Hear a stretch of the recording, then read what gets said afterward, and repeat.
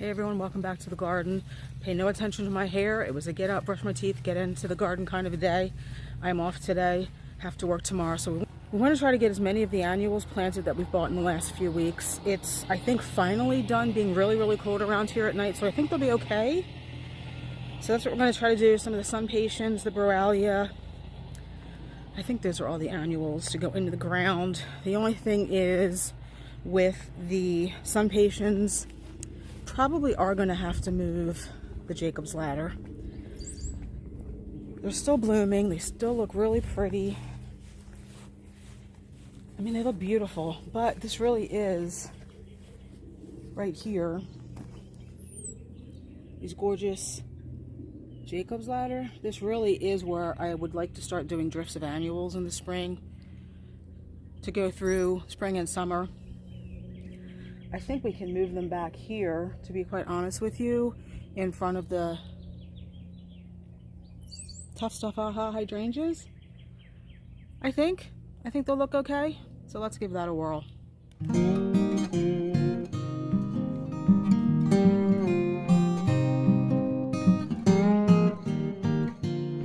So this bed up here really is the only bed that stays fully wet in our yard the longest, despite the fact that top of our property all season so far has been exceedingly wet. It gets a lot of sun back there, so it's not going to stay wet. And the Jacob's ladder really does need it consistently moist, even once the flowers are finished for the spring. So I think we could put them here without these two hostas interfering with them too much. And we have a couple of Camassia there that probably shouldn't be moved too. They just don't get enough sun back here, but we do have Camassia blooms starting to bud up. So I think we can get 3 in here without too much trouble. Maybe even, let me step back a little bit. Maybe even right there in front of the bird bath. We'll see, because I do want the sun patience and then caladiums to form a really pretty drift of annuals right there. I kind of don't want to block. I like being able to walk through here. So we'll figure that out. Let's go look at the flowers for now. So this is kind of how I'm thinking. The 5, 3 in the back, 2 in the front, and then the caladiums. Not all of them, obviously. Kind of at the very edge of this bed. Obviously the spotlight will have to move, but these sun patience get pretty tall, so that's why I want to put the caladiums in the front. The caladiums that I bought, I don't know, I think I did a short on that a while back. I haven't even done anything with them yet because it's been too cold, but they're only about 16 to 20 inches tall, and these sun patience are much taller than that. Let me look at one of these tags again. They can be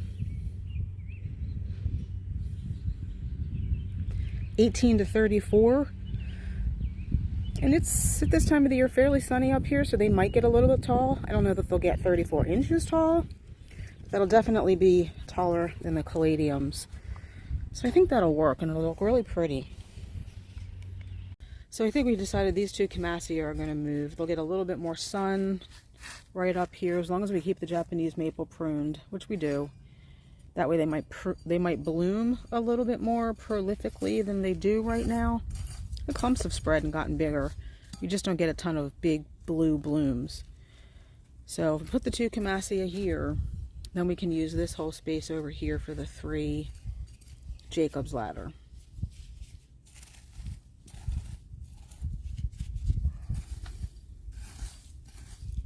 Should be fairly quick and easy.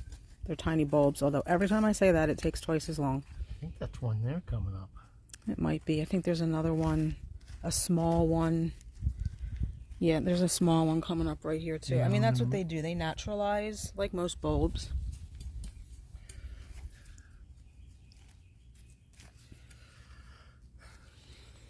It doesn't need to be any kind of perfect.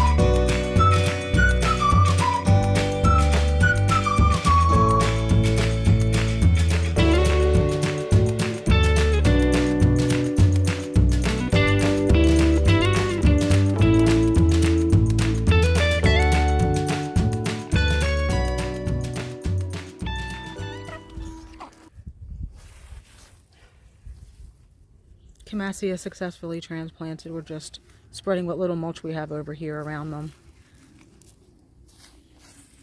Again, we're not going to mulch our yard until all of our transplanting and planting is done.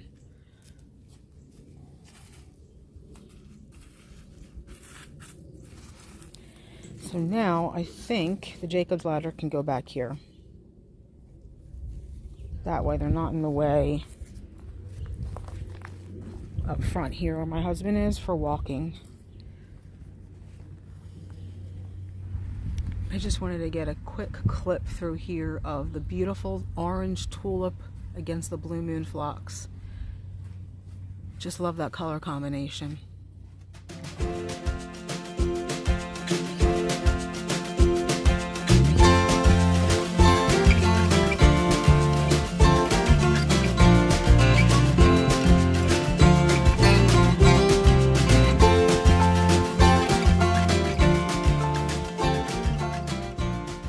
Okay, I did not show us digging out the biggest Jacob's ladder because when my husband was digging, I had to kind of hold back the branches of this Japanese maple for him to be able to get around it.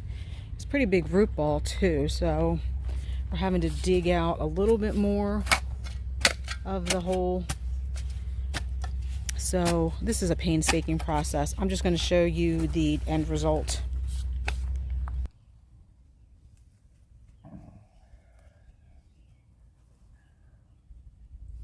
Can you tell I like blue in the garden? We're gonna have a lot of blue in here in the spring, which I think will look really pretty.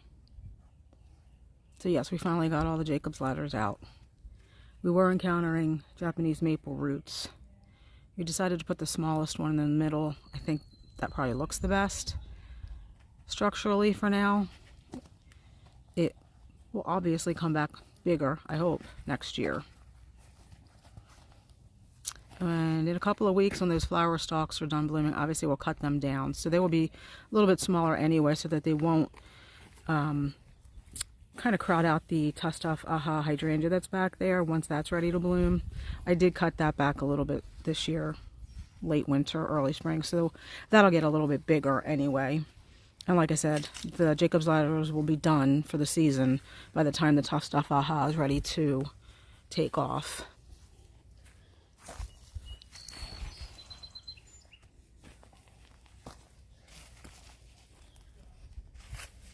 This is quickly becoming my favorite part of my garden. When I first started gardening, I wasn't a big fan of shady gardens. But between the texture and the color, it's quickly becoming my favorite. So this is how I spaced the New Guinean, I keep getting them mixed up.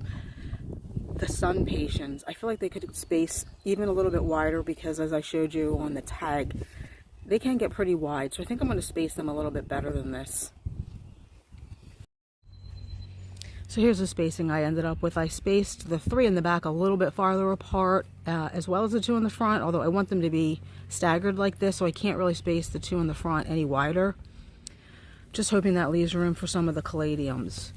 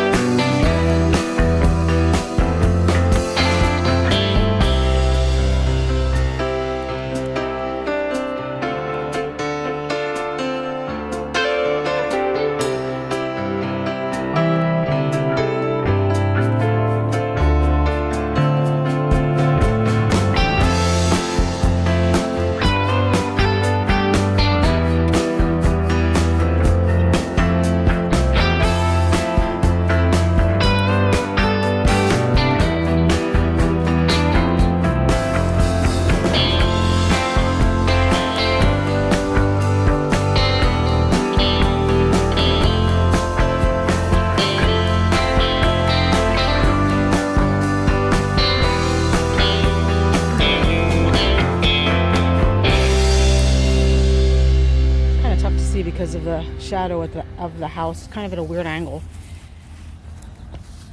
But once they all start to flower, it's going to look really pretty up here. Again, these get pretty big, and we are going to filter in some caladiums now that it's getting warmer out consistently.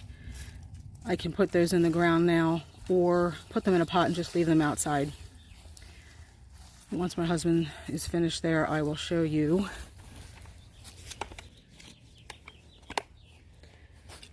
Pretty peachy faced sun patients, and in the back here are the Jacob's ladder. Okay, next on the agenda is planting the Broalia. Now, I already showed you the spacing on these the other day. So at first I thought when I just placed them out here that we were going to have to move. I don't know, there's a hyacinth in here. See that purple? There's another one here. There probably at one time was two that mirrored over here that never came back because I don't see any evidence of any hyacinths here. But I think they're fine. We don't need to move them, which is good because I really don't feel like moving anything else today. I'm not sure if we're going to get the other three Broalia up there. We might try. We'll see how far we get. But for now, we're going to get these Broalia planted. I just wanted to show you that our little splashberry coral bells that we planted the other day actually are looking pretty good. They didn't wilt at all. They were very, very tiny root system, just plugs. Covered them last night to keep them protected from the cold, and they look good. That's what these little plastic cloches are out here for. I don't know that we're going to need them tonight. I took them off because they're like mini greenhouses and I didn't want to dry them out today. But we'll see if I need to use them again tonight. I don't think so, but we'll see. So obviously these are not going to look like anything until they start blooming again. We've had them in the garage for so long that they've kind of, for the most part, lost their blooms. But they will bloom again and be beautiful. I'm excited to see these actually get their pretty blue flowers up here with the brass buckle hollies. They're going to look so pretty. We've never put, at least not that I can remember. If we did, it's been a very long time. I don't think we've ever put many annuals, well, in our landscape period, but definitely not up here that I can recall. So I think this will look pretty, and you know, as long as I can get a hold of these every year, I'm going to continue doing Broalia up here because although this bed looks a little bit sunny now, you can see that side over there is quite shady. All of this bed will be quite shady by this time in the summer. So these are part shade to shade plants. So these will, I think they'll do nicely up here.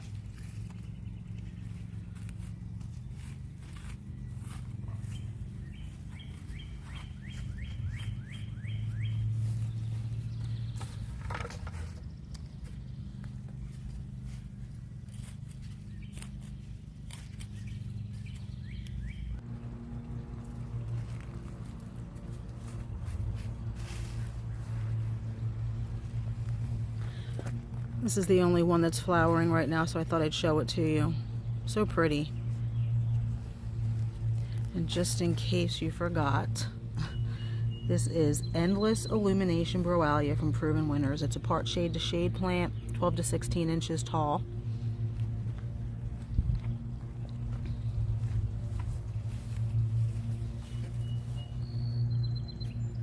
I'm really excited. I can't wait to see what these look like up here when they start blooming, to add some color, because it's really all shrubbery up here except for in the spring and then the two new tiny tough stuffs. So I'm kind of excited about what it's going to look like up here in the summer.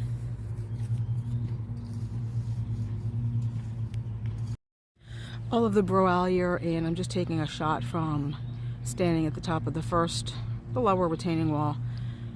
Everything looks so pretty up here. I really like it. And I can't wait to get those pumpkin spice ukuleleas in the ground too, because they just provide such a pretty pop of color. Okay, so we got 3 more to get in up at the top of the property. Almost done. And stay tuned at the end again because I want to show you something else I got for another bed transformation. This is where the last 3 Broalia are going to go. And as I said in my previous video where I showcased these up here, I just kind of set them up here. It's gonna look really pretty with the gold hawk and ecloa, the blue broalia flowers, and the peachy corally color of the sweet tea cucarella.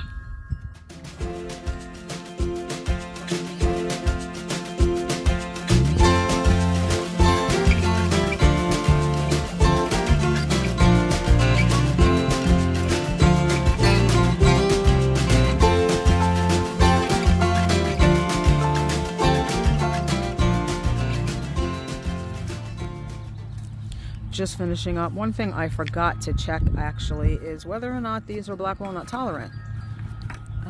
We have a couple of black walnuts over there, which I'm not too concerned about because the drip line, we're not under the drip line. We're not even under the drip line of the black walnut back there, but there could be roots out here. Squirrels are constantly digging walnuts into the ground, but I guess we'll find out. Okay guys, Borrelias up here are all finished. All of our annuals now that we bought from Black Creek Nursery are in the ground. So thank you for watching. I hope you enjoyed this video of us planting our Borrelia and our sun patience, both up here on our top retaining wall and in our front garden bed. And stay tuned for more us planting annuals because we're going to be doing that a lot more going forward. It's not something we ever really focused on before. We've always had so much other stuff to do, but I feel like annuals do bring a little bit of pizzazz to the landscape. So we're going to continue planting. And thanks for watching. Again, see you in the next one. Bye. Just another sneak peek. We were able to buy 3 Invincible wee white hydrangeas to complete the transformation of